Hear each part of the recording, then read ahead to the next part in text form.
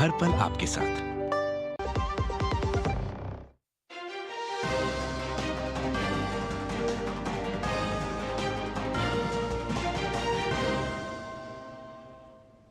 नमस्कार, समाचारों में आप सभी का स्वागत है। मैं हूं जया सिन्हा। शुरुआत करेंगे इस वक्त की अहम खबरों के साथ। भारत जापान साझेदारी और मजबूती की ओर। प्रधानमंत्री नरेंद्र मोदी और उनके जापानी समकक्ष शिगेरू इशिबा ने 15वें भारत जापान वार्षिक शिखर सम्मेलन में लिया हिस्सा। दोनों देशों के बीच कई अहम करार। जापान भारत में करेगा 10 ट्रिलियन येन का निवेश।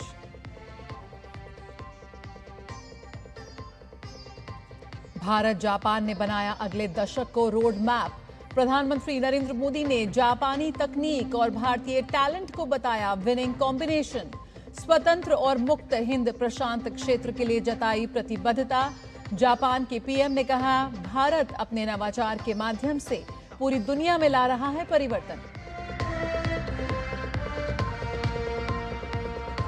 असम की धरती से गरजे केंद्रीय गृह मंत्री अमित शाह। राहुल गांधी की बिहार वोटर अधिकार यात्रा को घुसपैठिया बचाव यात्रा दिया करार और कहा कि पीएम मोदी को जितना गाली दोगे उतना ही खिलेगा कमल। जी हां, अगर हम हेडलाइंस की बात करें तो आगे बात करें। भारतीय अर्थव्यवस्था की रफ्तार बनी हुई है तेज। पहली तिमाही में शानदार 7.8% रही है जीडीपी ग्रोथ और पिछले साल की 6.5% ग्रोथ से बेहतर रहा है प्रदर्शन। मैन्युफैक्चरिंग और निर्माण क्षेत्र में 7.7 और 7.6% की मजबूत वृद्धि यहां पर दर्ज की है। और अगली खबर बिहार से है। बिहार के राजगीर में पुरुष एशिया हॉकी कप का आज से हुआ है आगाज और भारत ने रोमांचक मुकाबले में यहां पर अगर हम बात करें तो चीन को 4-3 से दी है मात। और आइए बुलेटिन में सबसे पहले यहां पर बात करते हैं प्रधानमंत्री नरेंद्र मोदी के जापान के दौरे की। तो प्रधानमंत्री नरेंद्र मोदी और जापान के प्रधानमंत्री शिगेरू इशिबा ने 15वें भारत जापान वार्षिक शिखर सम्मेलन में हिस्सा लिया। दोनों देशों के प्रधानमंत्रियों के बीच 3 मुख्य समिट डॉक्यूमेंट का आदान प्रदान हुआ। इसमें संयुक्त बयान, द्विपक्षीय संबंधों पर दीर्घकालिक विजन डॉक्यूमेंट और भारत जापान सुरक्षा का संयुक्त घोषणा पत्र शामिल है। इसके अलावा दोनों देशों के विदेश मंत्रालयों के बीच सहयोग ज्ञापन, जापान भारत डिजिटल साझेदारी 2.0, स्वच्छ हाइड्रोजन और अमोनिया पर साझा उद्देश्य की घोषणा, खनिज संसाधनों और संयुक्त क्रेडिटिंग मैकेनिज्म पर सहयोग ज्ञापन का आदान प्रदान हुआ और इसके साथ ल्यूपेक्स मिशन पर कार्यान्वयन समझौता का भी आदान प्रदान हुआ। प्रधानमंत्री नरेंद्र मोदी ने कहा कि दोनों देशों ने वार्षिक शिखर सम्मेलन के दौरान विशेष रणनीतिक और वैश्विक साझेदारी में नए और सुनहरे अध्याय की मजबूत नींव रखी है।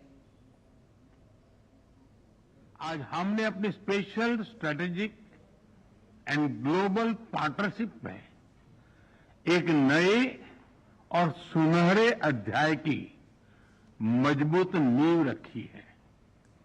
हमने अगले दशक के लिए एक रोडमैप बनाया है।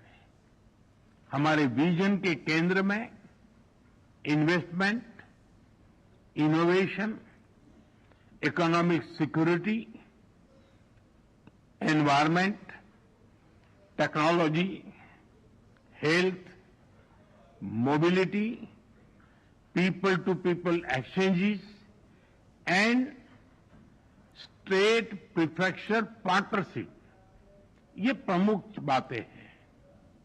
हमने अगले 10 वर्षों में जापान से भारत में 10 ट्रिलियन येन निवेश का लक्ष्य निर्धारित किया है। प्रधानमंत्री मोदी ने कहा कि दोनों देशों के बीच उच्च तकनीक क्षेत्र में सहयोग प्राथमिकता है। इस सिलसिले में दोनों देशों के बीच डिजिटल पार्टनरशिप 2.0 पर समझौते के अलावा एआई क्षेत्र में सहयोग पहल की शुरुआत की जा रही है। हाई टेक्नोलॉजी के क्षेत्र में सहयोग हम दोनों की प्राथमिकता है। इस संदर्भ में डिजिटल पार्टनरशिप 2.0 और एआई कोऑपरेशन इनिशिएटिव लिया जा रहा है। सेमीकंडक्टर्स और रेयर अर्थ मिनरल्स हमारे एजेंडे में सबसे ऊपर रहेंगे। फ्रेंड, हम मानते हैं कि जापानी technology and Indian talent are a winning combination. जहां हम हाई स्पीड रेल पर काम कर रहे हैं, वहीं नेक्स्ट जनरेशन मोबिलिटी पार्टनरशिप के अंतर्गत पोर्ट्स, एविएशन और शिप बिल्डिंग जैसे क्षेत्रों में भी तेजी से प्रगति करेंगे। प्रधानमंत्री मोदी ने कहा कि भारत और जापान एक मुक्त, स्वतंत्र, शांतिपूर्ण, संपन्न और नियम आधारित हिंद प्रशांत क्षेत्र के प्रति पूरी तरह से प्रतिबद्ध है। भारत और जापान एक free, open, peaceful, prosperous and rules based Indo Pacific के प्रति पूरी तरह से प्रतिबद्ध है। आतंकवाद और साइबर सिक्योरिटी को लेकर हमारी चिंताएं समान है। डिफेंस और मैरीटाइम सिक्योरिटी से हमारे साझे हित जुड़े हुए हैं। हमने निर्णय किया है कि डिफेंस इंडस्ट्री और इनोवेशन के क्षेत्र में आपसी सहयोग को और सशक्त किया जाएगा। वहीं जापान के प्रधानमंत्री शिगेरू इशिबा ने कहा कि हमें भारत से और अधिक टैलेंट की जरूरत है, जिससे हम जापान की अर्थव्यवस्था को बढ़ा सकें। Indian STEM talents are highly competent, but the Indian students coming to Japan to study are less than 2,000. We need more high-skilled talents from India for the growth of Japanese economy and for the vitalization of the local communities. इससे पहले प्रधानमंत्री Narendra Modi 15वें Bharat Japan वार्षिक शिखर सम्मेलन में शामिल होने के लिए आयोजन स्थल पर पहुंचे। वहां उन्हें गार्ड ऑफ ऑनर दिया गया। प्रधानमंत्री मोदी ने जापान के प्रतिनिधि मंडल से मुलाकात भी की। इस मौके पर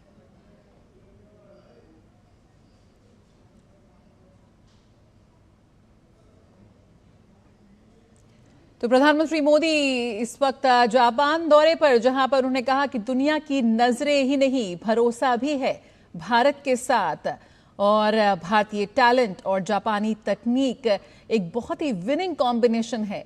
और ये तस्वीरें जो हैं भारत और जापान के बीच बढ़ते विश्वास और नए आयामों को परिभाषित करती हैं।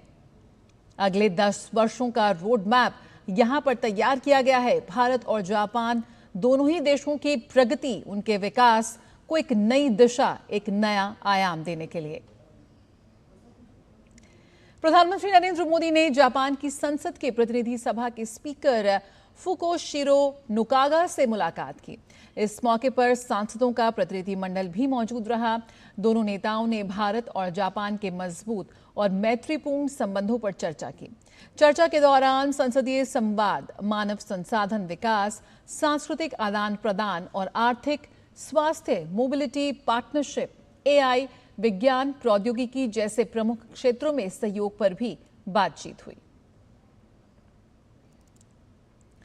प्रधानमंत्री नरेंद्र मोदी ने जापान के पूर्व प्रधानमंत्री और जापान इंडिया एसोसिएशन के चेयरमैन योशिहिदे सुगा से मुलाकात की। दोनों नेताओं ने भारत और जापान के बीच सहयोग के अलग अलग पहलुओं पर बातचीत की और इस साझेदारी को और मजबूत करने के तरीकों पर चर्चा की।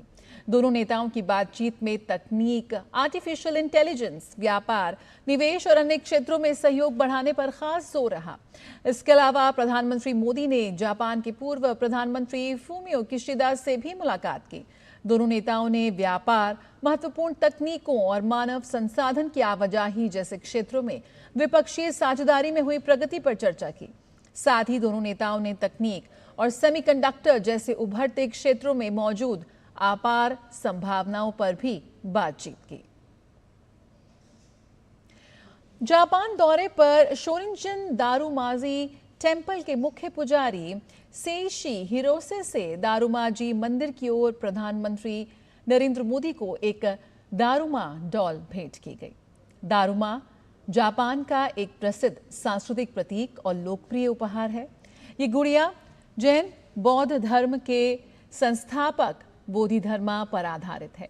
दारुमा डॉल को संकल्प, दृढ़ता और सौभाग्य का प्रतीक माना जाता है। परंपरा के अनुसार जब कोई लक्ष्य तय किया जाता है तो गुड़िया की एक आंख भरी जाती है और जब वह लक्ष्य पूरा हो जाता है तो दूसरी आंख भरी जाती है। ये कभी हार न मानने की भावना का प्रतीक है। इसका नीचे के हिस्से में गोल आकार ऐसा होता है कि अगर ये गिर भी जाए तो फिर खड़ी हो जाती है। जैसी कहावत है, 7 बार गिरो 8वीं बार उठो। दारुमा डॉल का भारत से खास जुड़ाव है। दारुमा डॉल की प्रेरणा भारत के कांचीपुरम से आए बौद्ध भिक्षु बोधिधर्मा से मानी जाती है, जिन्हें जापान में दारुमा दाइशी के नाम से जाना जाता है। कहा जाता है कि उन्होंने लगातार 9 वर्षों तक दीवार की ओर मुख कर ध्यान किया था, जिसमें उनके हाथ पैर स्थिर होकर निष्क्रिय हो गए। इसी वजह से दारुमा डॉल में हाथ पैर नहीं होते, केवल एक गोलाकार शरीर और आंखें होती हैं। तो एक विशेष उपहार यहां प्रधानमंत्री नरेंद्र मोदी के लिए। जापान यात्रा के पहले दिन प्रधानमंत्री नरेंद्र मोदी ने भारत जापान आर्थिक मंच को संबोधित किया। उन्होंने जापानी उद्योगपतियों और इस क्षेत्र के विशिष्ट लोगों से मुलाकात की ताकि आर्थिक सहयोग को और गहरा किया जाए और उभरते क्षेत्रों में निवेश को आकर्षित किया जाए। पीएम मोदी ने कहा कि आज भारत में राजनीतिक स्थिरता है, आर्थिक स्थिरता है, नीति में पारदर्शिता है, पूर्वानुमान है। आज भारत विश्व की सबसे तेजी से बढ़ती अर्थव्यवस्था है और बहुत जल्द विश्व की तीसरी सबसे बड़ी अर्थव्यवस्था बनने जा रहा है। पीएम मोदी ने भारत जापान के रिश्तों को रणनीतिक और स्मार्ट बताते हुए साझा हितों को साझा समृद्धि में बदलने का आह्वान किया। India and Japan partnership is strategic and smart, powered by economic logic. We have turned shared interest into shared prosperity. India is the springboard for Japanese businesses to the global south. Together, we will shape the ASEAN century, Asian century for stability. तो Bharat Japan साझेदारी और मजबूती की ओर और अगले 10 वर्षों में Japan Bharat में करेगा 10 ट्रिलियन येन का निवेश। और आइए कुछ और अहम खबरों पर डाल लेते हैं नजर। नई दिल्ली के विज्ञान भवन में राष्ट्र के विकास में सार्वजनिक क्षेत्र के उद्यमों यानी कि पीएसई के योगदान को मान्यता देने के लिए सार्वजनिक उद्यमों के स्थायी सम्मेलन स्कोप एमिनेंस अवार्ड्स का आयोजन किया गया। ये पुरस्कार भारत की राष्ट्रपति द्रौपदी मुर्मू द्वारा वित्त राज्य मंत्री, स्कोप से जुड़े प्रख्यात नीति निर्माताओं, नियामकों और व्यावसायिक नेताओं की उपस्थिति में प्रदान किए गए। मेक इन इंडिया और वोकल फॉर लोकल जैसी पहलों के अनुरूप सार्वजनिक क्षेत्र के उद्यम विकसित भारत एट 2047 के विजन को साकार करता है और ये पुरस्कार वर्तमान संस्करण वर्ष 2022 और 23 के लिए प्रदर्शन और योगदान को मान्यता देता है। राष्ट्रपति ने भारत की विकास यात्रा में सार्वजनिक क्षेत्र के उद्यमों के योगदान की सराहना की। के बाद से पब्लिक सेक्टर आर्थिक विकास और सामाजिक समावेश का एक शक्तिशाली माध्यम रहा है। पब्लिक सेक्टर एंटरप्राइजेस ने औद्योगिकरण, बुनियादी ढांचे के विकास, सामाजिक उत्थान और संतुलित क्षेत्रीय विकास की आधारशिला तैयार की थी। समय के साथ इन एंटरप्राइजेस का विकास हुआ, इनमें बदलाव भी आया। सरकार और समाज की पब्लिक सेक्टर एंटरप्राइजेस से अपेक्षाएं भी बदली। ये खुशी की बात है कि इन सभी परिवर्तनों के बीच सार्वजनिक क्षेत्र के उद्यम अपने प्रदर्शन से आर्थिक तथा राष्ट्रीय लक्ष्यों को प्राप्त करने में महत्वपूर्ण भूमिका निभा रहे हैं। सार्वजनिक क्षेत्र के उद्यमों के योगदान की सराहना करते हुए राष्ट्रपति ने ऑपरेशन सिंदूर में उनकी महत्वपूर्ण भूमिका पर प्रकाश डाला। साथ ही सार्वजनिक उद्यमों में महिलाओं के योगदान की सराहना की है। उन्होंने कहा कि महिलाएं अवसरों की प्रतीक्षा नहीं कर रही, बल्कि वे उनका सृजन और नेतृत्व भी कर रही हैं। Individual leadership excellence award category में आज वुमेन प्रोफेशनल्स के कमेंडेशन फ्लैग प्रदान किया गया है। मैं आशा करती हूं कि भविष्य में उन्हें अवार्ड प्रदान करके उनकी योग्यता का समुचित सम्मान किया जाएगा। आज महिलाएं अवसर दिए जाने की प्रतीक्षा नहीं कर रही हैं, वे स्वयं अपने लिए अवसर पैदा कर रही हैं। महिलाएं नेतृत्व प्रदान कर रही हैं। राष्ट्रपति द्रौपदी मुर्मू ने राष्ट्रीय खेल दिवस पर अमृत उद्यान का दौरा करने वाले खिलाड़ियों से भी बातचीत की। आज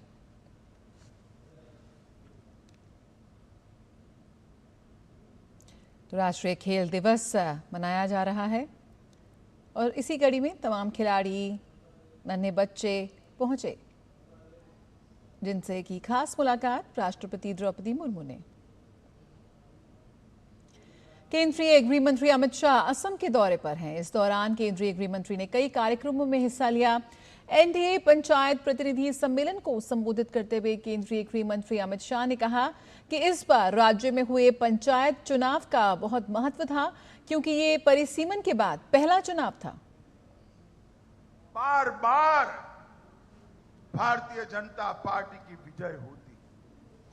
जिला परिषद में 397 में से 301 सीटें भारतीय जनता पार्टी जीती। तहसील पंचायत में से 2188 में से 1445 सीटें एनडीए जीती और 15,000 पंचायत स्तर के लोग चुनकर आए। ये चुनाव का बड़ा महत्व है, क्योंकि असम परिसीमन के बाद ये पहला चुनाव था और 80 के बाद पहली बार पंचायत चुनाव में 74% 74% से अधिक मतदान होकर ये नतीजा आया है। इससे पहले केंद्रीय गृह मंत्री अमित शाह ने गुवाहाटी में असम के राजभवन का लोकार्पण किया। इस दौरान गृह मंत्री अमित शाह ने कहा कि बिहार में कांग्रेस नेता राहुल गांधी की घुसपैठिया बचाओ यात्रा के मंच से प्रधानमंत्री नरेंद्र मोदी की स्वर्गीय माताजी को अपशब्द कहे गए। मैं इसकी निंदा करता हूं। कांग्रेस को इसके लिए माफी मांगनी चाहिए। साथ ही उन्होंने कहा कि मैं जनता से पूछता हूं कि घुसपैठियों को अधिकार देने से देश कैसे सुरक्षित रह सकता है। के नेता राहुल गांधी ने एक घुसपैठिया बचाओ यात्रा जो उन्होंने बिहार में निकाली है, उसमें राहुल गांधी के स्वागत के मंच पर से नरेंद्र मोदी जी की स्वर्गीय माता जी के लिए अपशब्द बोलकर सबसे घृणित काम कांग्रेस के नेताओं ने किया है। मैं आज इस मंच से प्रधानमंत्री नरेंद्र मोदी जी की स्वर्गीय माता जी के लिए जो अपशब्द कहे गए, उसकी मैं हृदय से निंदा करता हूं। बिहार में कांग्रेस सांसद और लोकसभा में नेता प्रतिपक्ष राहुल गांधी और राजद प्रमुख तेजस्वी यादव के मंच से प्रधानमंत्री नरेंद्र मोदी की स्वर्गीय माताजी के लिए कहे गए अपशब्द की उत्तर प्रदेश के मुख्यमंत्री योगी आदित्यनाथ ने निंदा की है। योगी आदित्यनाथ ने कहा कि कांग्रेस और समाजवादी पार्टी ने अभद्र भाषा का प्रयोग कर राजनीति की मर्यादा को तार-तार किया है। सीएम ने कहा कि आज जब हर गरीब को बिना किसी भेदभाव के शासन की हर योजना का लाभ मिल रहा है, तो कांग्रेस और समाजवादी पार्टी को सबसे ज्यादा पीड़ा हो रही है। विपक्ष को पता होना चाहिए कि देश के प्रधानमंत्री के लिए अपशब्द बोलना सूरज पर थूकने जैसा है। आज जब हर गरीब को शासन की योजना में बिना भेदभाव के भागीदार बनाया जा रहा है, तो समाजवादी पार्टी और कांग्रेस को इससे सबसे ज्यादा पीड़ा हो रही है, क्योंकि इन्होंने अपने समय में कुछ नहीं किया और इसीलिए अभद्र भाषा का प्रयोग करके राजनीतिक मर्यादा को इन्होंने तार तार करने का काम किया है। प्रधानमंत्री मोदी जी के प्रति अपशब्दों का प्रयोग करने का मतलब सूरज पे थूकने जैसा है। संभल में हुई हिंसा पर आई रिपोर्ट पर प्रतिक्रिया व्यक्त करते हुए मुख्यमंत्री योगी आदित्यनाथ ने पूर्ववर्ती सपा और कांग्रेस सरकारों के दौरान चुन चुनकर हिंदुओं को निशाना बनाने का आरोप लगाया है। उन्होंने रिपोर्ट का हवाला देते हुए कहा कि समाजवादी पार्टी और कांग्रेस के समय में चुन चुनकर हिंदुओं को निशाना बनाया जाता था। कैसे उनकी डेमोग्राफी को, उनकी जनसांख्यिकी को काम करके लगातार उन पर अत्याचार करवाए जाते थे। उन्होंने कहा कि दंगे करवाकर इलाकों को हिंदू विहीन कर दिया जाता। उन्होंने कहा कि उनकी सरकार के दौरान तुष्टीकरण नहीं बल्कि संतुष्टीकरण के माध्यम से लोगों का सशक्तिकरण किया जा रहा है। उन्होंने जोर देकर कहा कि आज डबल इंजन की सरकार के दौरान जो डेमोग्राफी को बदलने का प्रयास करेगा, उसे स्वयं पलायन करने के लिए मजबूर होना पड़ेगा। संभल में 24 में वहां पर जिस प्रकार का दंगा करने की एक साजिश हुई थी, उस दंगों की साजिश का न्यायिक कमीशन बना था। न्यायिक कमीशन ने अपनी रिपोर्ट दी है और न्यायिक कमीशन की उस रिपोर्ट के कुछ अंश सामने आए हैं। कैसे समाजवादी पार्टी और कांग्रेस के समय में चुन चुन करके हिंदुओं को निशाना बनाया जाता था, कैसे उनकी डेमोग्राफी को, उनकी जनसांख्यिकी को कम करके लगातार उन पर अत्याचार करवाए जाते थे, कैसे दंगे करवा करके हिंदू विहीन कर दिया जाता था क्षेत्रों को। लेकिन आज एक डबल इंजन की सरकार है, डेमोग्राफी को भी नहीं बदलने देगी। तुष्टीकरण के माध्यम से सशक्तिकरण की तरफ हम लोग आगे बढ़ रहे हैं। भारतीय जनता पार्टी भाजपा नेता सैयद शाहनवाज हुसैन ने राहुल गांधी की वोट अधिकार यात्रा को पूरी तरह से फेल बताया। उन्होंने कहा कि बिहार की जनता ने इस यात्रा को सिरे से नकार दिया है। उन्होंने दावा किया कि राहुल गांधी केवल फोटो खिंचवाने निकले हैं, जनता उनके झूठे वादों में नहीं आने वाली। उन्होंने आगे कहा कि राहुल गांधी बार बार ऐसे कार्यक्रमों के जरिए जनता को गुमराह करने की कोशिश कर रहे हैं, लेकिन अब लोग कांग्रेस की राजनीति को भली भांति समझ चुके हैं। राहुल गांधी की यात्रा को आम बिहार के लोगों ने रिजेक्ट कर दिया है, क्योंकि इसमें राजद अपने भीड़ टिकट वाले नेता, कांग्रेस अपने टिकट वाले नेता, हम उनके जो वीआईपी पार्टी है वो माले, इनके समर्थक ही आ रहे हैं। बिहार के लोग नीतीश कुमार के साथ हैं, नरेंद्र मोदी के साथ हैं। बिहार में चुनाव आयोग की ओर से चलाए जा रहे मतदाता गहन पुनरीक्षण अभियान, एसआईआर और फर्जी मतदाताओं को मतदाता सूची से बाहर निकालने के अभियान का असर बिहार के बाहर भी दिखने लगा है। तृणमूल कांग्रेस छात्र विंग की स्थापना दिवस रैली में पश्चिम बंगाल की मुख्यमंत्री ममता बनर्जी ने कुछ ऐसे बयान दिए जिन्हें आगामी विधानसभा चुनावों के पहले इस तरह के किसी संभावित अभियान को लेकर उनके डर के रूप में देखा जा रहा है। ममता बनर्जी ने अपने संबोधन में आरोप लगाया कि चुनाव आयोग उन बीडीओ और एसडीओ को धमका रहा है जो मतदाता सूची तैयार करने और संशोधन के काम में नियमित रूप से लगे हुए हैं। हाल ही में आयोग ने कुछ निर्वाचन अधिकारियों की गड़बड़ियां पकड़ी थी, जिसके बाद आयोग के आदेश पर राज्य सरकार को उन्हें निलंबित करना पड़ा। शुरुआत में ममता ने दावा किया था कि वे किसी भी अधिकारी के खिलाफ कोई कार्रवाई नहीं होने देंगी, लेकिन चुनाव आयोग के कड़े रुख और कानूनी कार्रवाई को देखते हुए उन्हें निलंबित करना पड़ा। अब ममता चुनाव आयोग के खिलाफ अधिकारियों में दहशत पैदा करने की कोशिश कर रही हैं।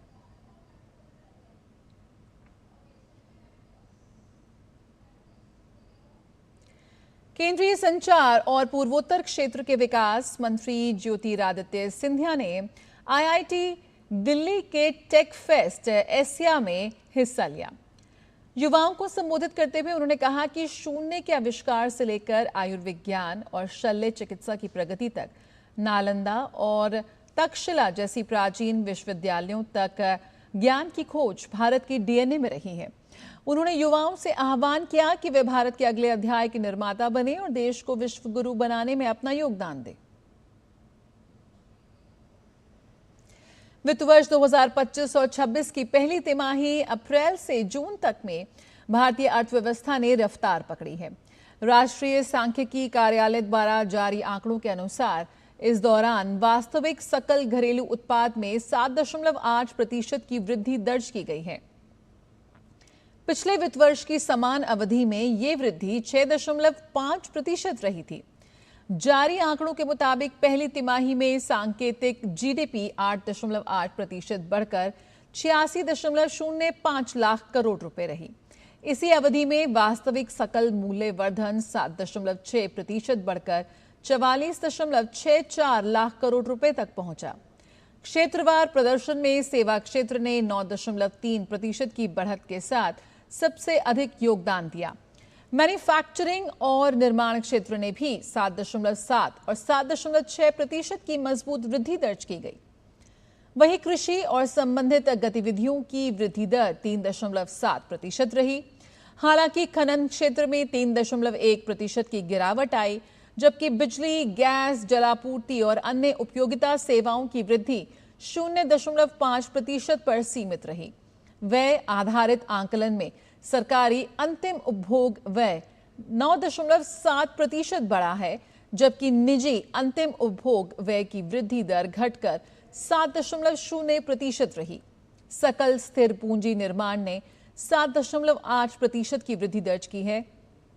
वित्त वर्ष 2024 और 25 की पहली तिमाही में यह 6.7% थी। नई दिल्ली के कॉन्स्टिट्यूशन क्लब में बस्तर से दिल्ली पहुंचे नक्सल पीड़ितों ने अपनी आप बीती सुनाई। नक्सल पीड़ितों ने विपक्षी पार्टी के उपराष्ट्रपति पद के उम्मीदवार बी सुदर्शन रेड्डी का आने वाले उपराष्ट्रपति चुनाव में सभी सांसदों से वोट न करने की भी अपील की। दरअसल नक्सल पीड़ितों में सलवा जुडूम के एक फैसले को लेकर रोष और नाराजगी है। बी सुदर्शन रेड्डी ने ही नक्सलवाद के विरुद्ध चल रहे आदिवासियों के जन आंदोलन पर प्रतिबंध लगाया था। उनके इस फैसले के बाद बस्तर में नक्सलवादी गतिविधियां तेजी से बढ़ीं और इसका बड़ा खामियाजा बड़े तौर पर आम आदिवासियों को भुगतना पड़ा। ये एक ऐसा नासूर था जिसका कहर अभी भी बस्तर में जारी है। नक्सल पीड़ितों ने बताया कि सलवा जुडूम के मजबूत होने से नक्सली खात्मे के कगार पर आ गए थे, लेकिन बी सुदर्शन रेड्डी ने जमीनी स्तर पर परिस्थितियों को जाने बगैर सलमा जुडूम पर प्रतिबंध का फैसला सुना दिया। वहीं नक्सल हमले में दिव्यांग हुए सियाराम राम टेके ने अपनी आपबीती सुनाई और कहा कि बी सुदर्शन रेड्डी के उपराष्ट्रपति पद के प्रत्याशी बनाए जाने से वो बेहद आहत हैं। नक्सलियों ने मेरे पति को मार दिया गया। अगर आज उसी व्यक्ति को उपराष्ट्रपति के पद पर समर्थन दिया जाए और उपराष्ट्रपति बनाया जाए तो और आतंकी बहुत ज़्यादा बढ़ेंगे। बी सुदर्शन रेड्डी को उपराष्ट्रपति के पद पर समर्थन ना दे। पीड़ित है, ये दिन देखना नहीं पड़ता। सभी हमारे बहन लोग भी और हमारे भांजे लोग भी, सब भाई लोग सब मतलब सुरक्षित रहते। ये दिन तो देखना नहीं पड़ता। तो ऐसा व्यक्ति को उपराष्ट्रपति का मतलब वो जना दे। हम संसद महोदय से सभी यही हम पत्र लिखें कि एक बार हमारा पत्र पढ़े।